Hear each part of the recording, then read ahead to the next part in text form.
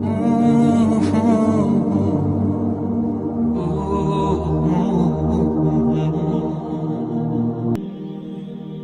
تمہارا یقین اللہ ہے تو تم انجام کا سوچ کر مایوس کیوں ہوتے ہو؟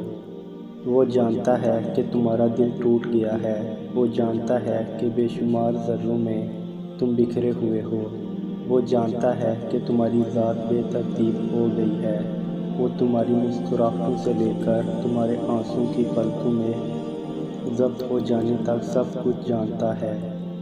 وہ تو ان چیزوں سے بھی باخبر ہے جن کا علم بھی تمہاری عقل کی پہنچ میں نہیں، تو پھر یہ اداسی کیسی ہے؟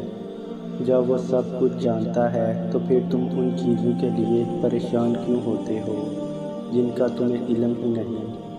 وقت مشکل ہے مگر تمہیں صبر کرنا ہوگا، اللہ پہ یقین رکھ کر چلنا ہوگا، اس کی مصلحتوں کا ادب کرنا ہوگا۔ تو بس مانگتے رہو اور پھر دیکھو وہ ان دعاؤں کو بھی قبول کر لے گا جنہیں تم ناممکن سمجھ کر کب کا بلا چکے ہو۔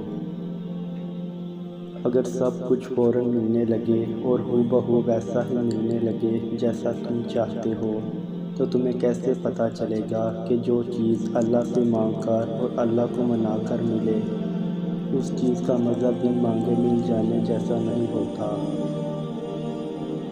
اور اگر نیند آنکھوں میں اترنے لگے تو تم کیسے رات کے اندھیروں میں وہ سرگوشیاں سن سکو گے جو اب اللہ اور تمہارے درمیان ہوتی ہیں؟